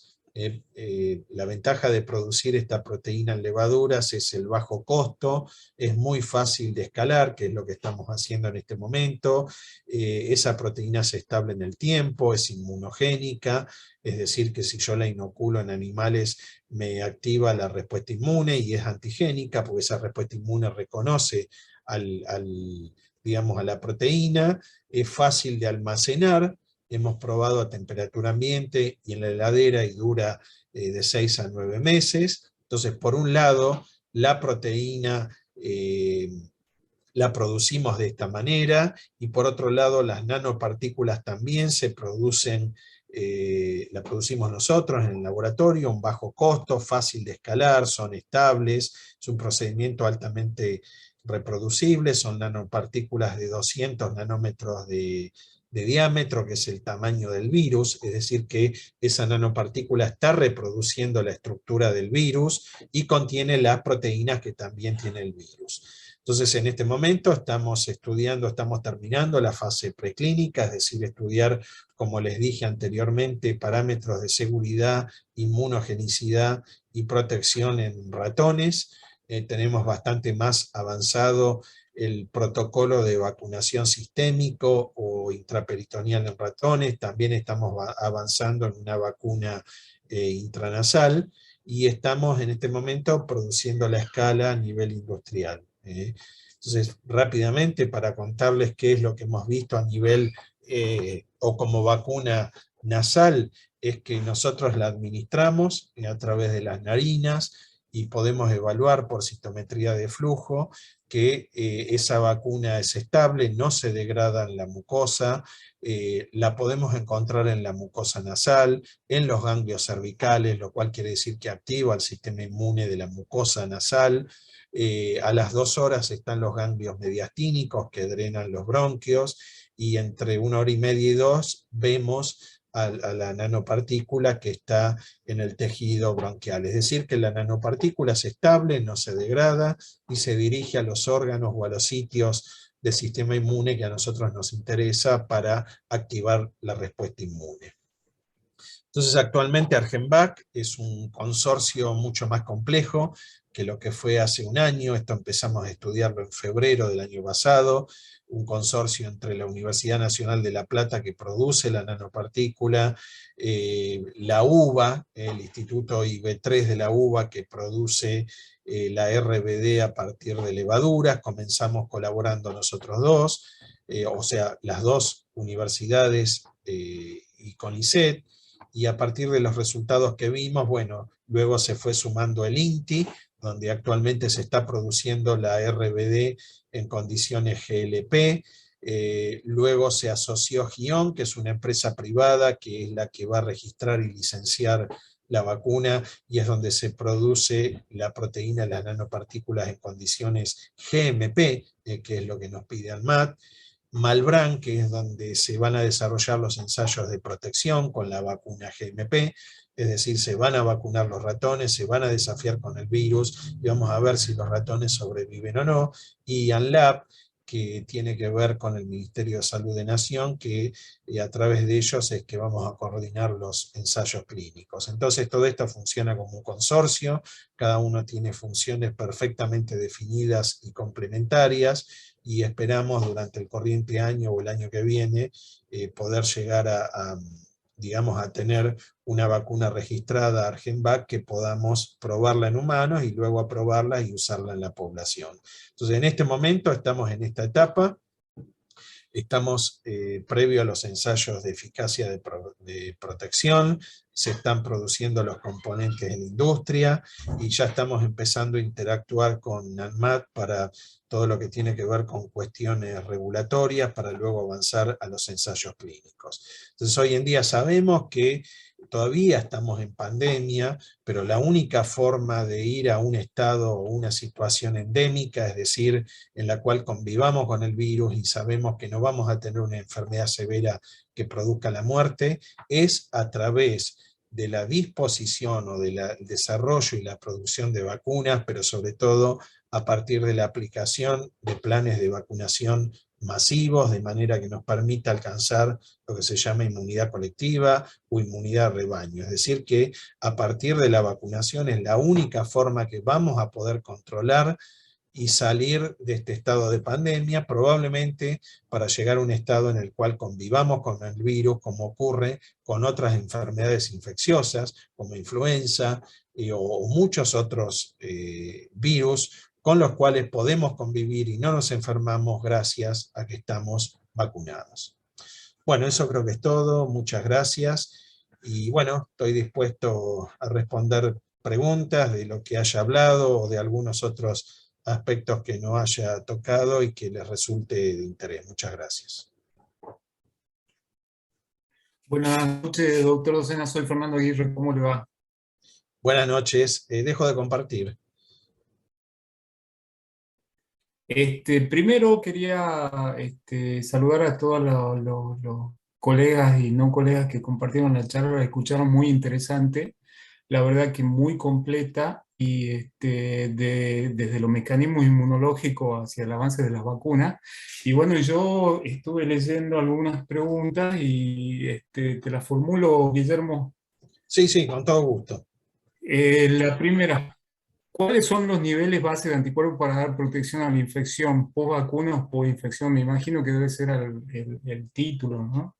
Sí, sí, es algo que no se ha Más o menos. determinado, no se ha establecido, sobre todo porque sabemos que el título depende del método con el cual se mide un anticuerpo. Y como hay tantos métodos y hay tantas formas de definir el título que es algo arbitrario, no se ha establecido todavía un valor de título para decir una persona que se infecta o es vacunada, si tiene más de tantos anticuerpos, está protegido. Eso todavía no existe y son muy pocas las vacunas donde se han establecido esos valores de corte.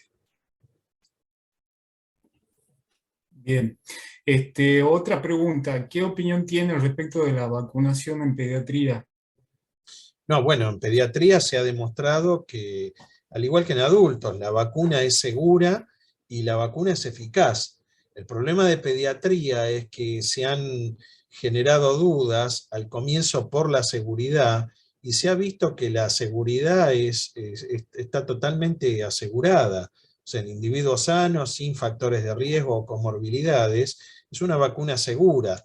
El tema o la duda es que ¿por qué vacunar a un chico cuando produce una enfermedad que no es tan grave como en un adulto? Pero bueno, hemos visto que también en chicos hay enfermedad severa por COVID, hay fallecidos por COVID, pero sobre todo porque en chicos es reservorio. El chico se infecta, probablemente la pase bien, sea asintomático, pero contagia al adulto. Bien. ¿En alguna enfermedad que esté cursando el pediatra o la situación pediatra privilegia la vacunación específicamente o en general no se tiene vacuna? No, no, en general hay que vacunar y sobre todo cuando son inmunodeprimidos. Igual, nosotros eso lo estamos estudiando y estamos Bien, viendo que aún en pacientes que tienen inmunodeficiencia y que afectan la inmunidad humoral, hay respuesta a las vacunas. Tal vez sea difícil de explicar, pero nosotros estamos viendo que hay respuesta. Por lo tanto, y sobre todo en aquellos chicos que tienen factores de riesgo, obesidad, hipertensión, diabetes, en esos chicos es donde más hay que reforzar la vacuna para evitar que si se infecta tengan una enfermedad severa. bien. Tengo una pregunta particular de una doctora Caro. Dice que es laringectomizada y si tiene alguna experiencia en la condición en la que están las vacunas mucosales, pregunta.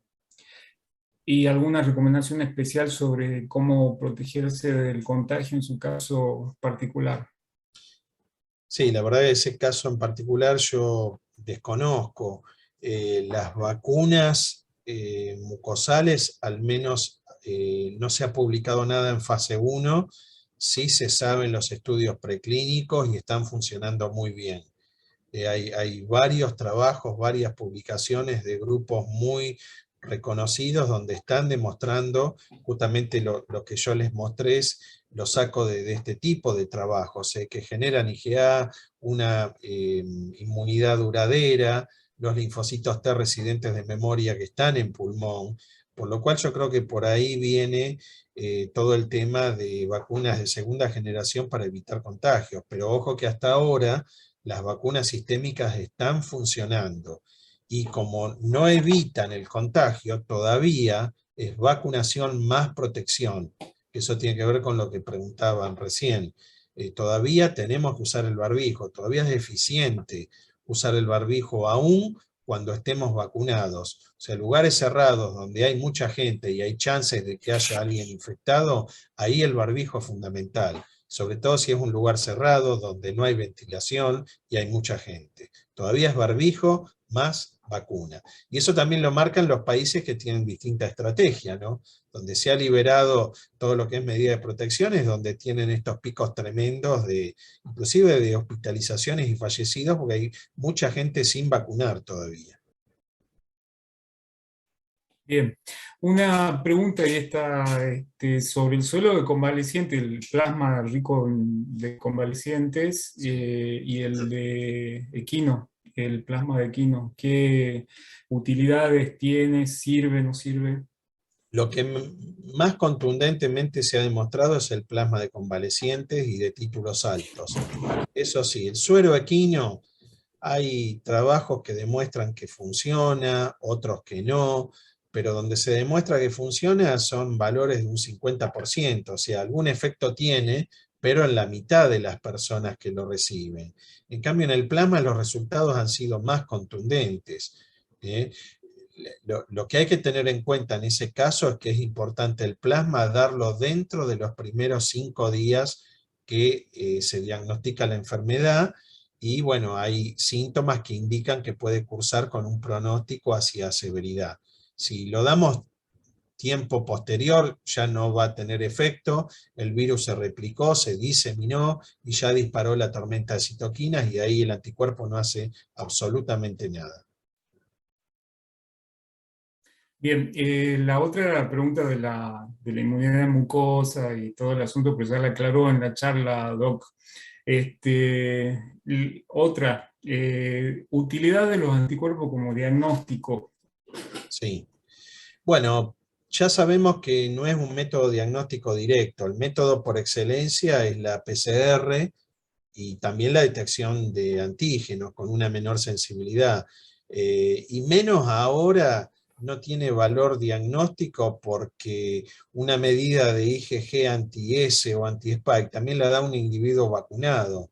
Entonces, que uno detecte anticuerpos en el suero de una persona no va a saber si se vacunó o se infectó. Sí, si se midiera anticuerpos anti-N, porque las vacunas, salvo las de virus completo, no generan anti-N. O sea, Sinopharm, esa sí genera anti-N, pero alguien que se vacunó con la Sputnik, con AstraZeneca, Pfizer o Moderna, donde solo se le da la proteína o el ARN para proteína S, si esa persona tiene anti-N, quiere decir que se infectó. Pero solo eso, el que recibió como vacuna Sinopharm, ahí no nos sirve como criterio diagnóstico. Pero de nuevo, considerando que es un Porque es un diagnóstico virus completo indirecto. atenuado, ¿no es cierto? Eh, Sinopharm, virus completo no, atenuado. no, no es muerto. No, virus atenuado para Es COVID, muerto, muerto. ninguna vacuna, yo creo que por No, cuestiones de seguridad. Sinopharm y Sinovac es virus completo muerto. sí, el soporte de nanopartículas en el cual ustedes están trabajando es revolucionario. ¿Hay algún antecedente? Hay una sola vacuna que es muy parecida a la nuestra, que se llama Novavax, en Estados Unidos se desarrolló, tiene unos parámetros de eficacia muy alto, arriba del 90%, y también es con una nanopartícula y RBD. Es muy parecida a la nuestra, es la única hasta ahora, pero sabemos que hay otras vacunas en desarrollo, pero no se han publicado y no conocemos los detalles. Por lo cual, digamos, no diría Bien. revolucionario, Y pero al menos novedoso. ¿eh? está bueno. Sí, yo primera vez que escucho. La vacuna cubana, por lo que vi, está en fase 2, 1 2. Yo sabía que era para estimular la inmunidad mucosa y o sea que es la primera que va a salir y tiene buenos resultados o cómo va, no se Sí, sabe. nosotros de la cubana conocemos las dos que ya se aprobaron y se usaron en Cuba, que son sistémicas, Abdala y Soberana 2. Esas son sistémicas. Sabemos que están estudiando una mucosal, pero no se ha publicado nada, por lo cual la verdad que no sé si funciona o no.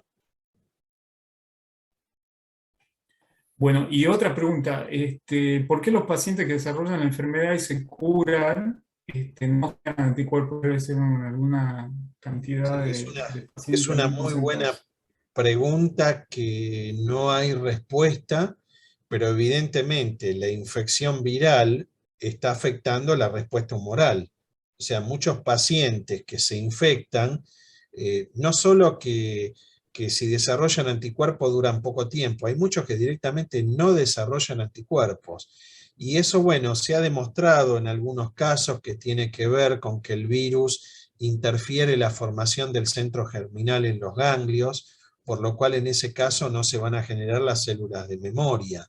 Y eso en una vacuna no ocurre, porque no tenemos el virus nativo que está infectando y generando estos mecanismos en realidad son mecanismos de evasión de la respuesta inmune. Así que ese es el único trabajo que se publicó y que permitiría explicar por qué la inmunidad no dura tanto, aunque en muchos casos sí llega a durar, como les decía, 8 o 9 meses. Realmente no se sabe por qué es así. Bueno, otra pregunta sobre el segundo refuerzo, o sea, la cuarta dosis en la población general, ¿qué sabe? Este, Sí, sí, sí. La cuarta dosis o la dosis de refuerzo, tarde o temprano la vamos a tener que dar.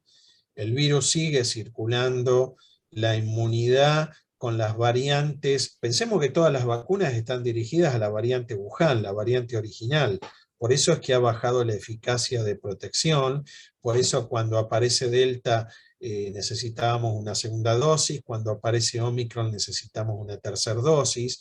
Lo que hacen estas dosis de refuerzo es estimular la memoria, la maduración del sistema inmune, y bueno, como les mostré, a lo largo del tiempo los niveles de anticuerpo disminuyen y para reestimular esos niveles hay que dar dosis de refuerzo. Entonces, como el virus va a seguir circulando durante mucho tiempo, hay muchas poblaciones que todavía falta gente vacunar, inclusive en poblaciones como Estados Unidos, donde se producen las vacunas, hay un 30% que no se ha vacunado. Ese 30% son 100 millones de personas.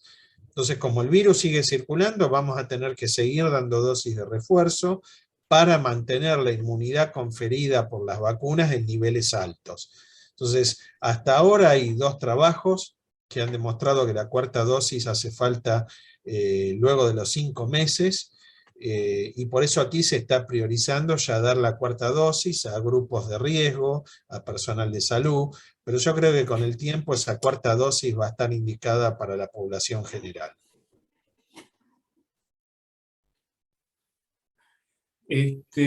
Dice otra integrante, ¿considera que nos vacunaremos el próximo año como lo hacemos como con la gripe?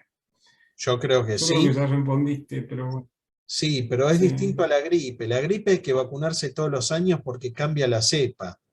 Entonces la vacuna que nos Mm. damos este año no es efectiva, como les mostré en una de las diapositivas que es específica la vacuna del virus. Entonces, como cada año circulan virus distintos, hay que dar una vacuna nueva.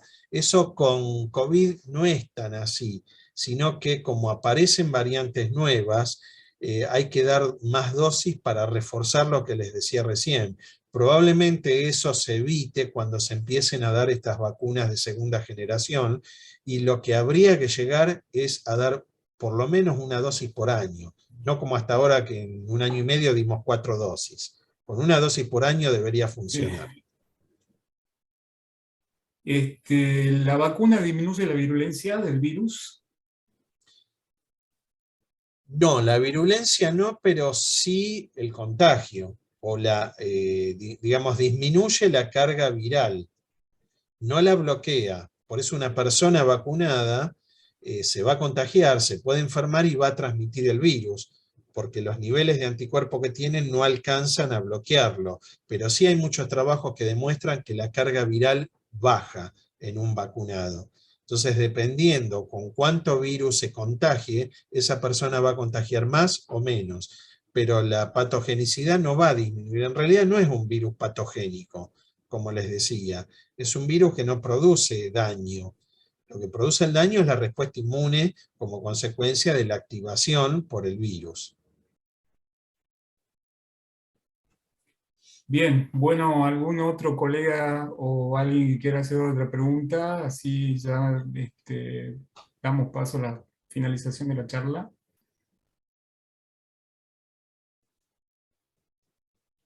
Bueno, Guillermo, muchísimas gracias y tu buena predisposición es la verdad admirable.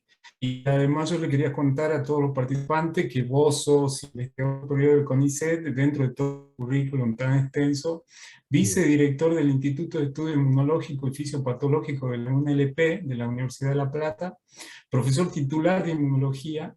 Es presidente de la Sociedad Argentina de Inmunología y director del proyecto de Genvac, que es la vacuna argentina contra el COVID.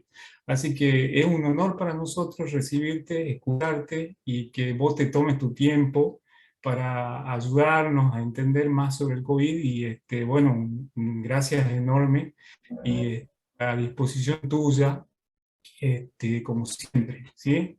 Y bueno, te reitero, muchas gracias. Y Bueno, bueno, eh, nos tenemos comunicando más tarde. perfecto. Bueno, yo te agradezco mucho, Fernando. Espero que les haya servido.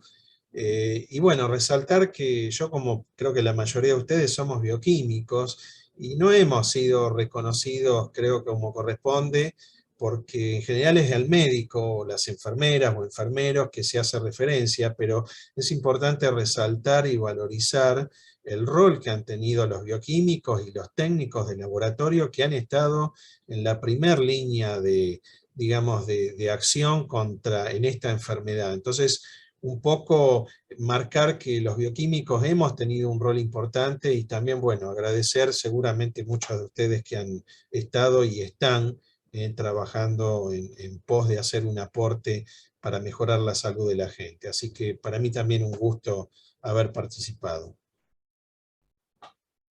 Muchas gracias, Guillermo. Muy bien, que tengan buenas noches. Hasta luego. Hasta luego.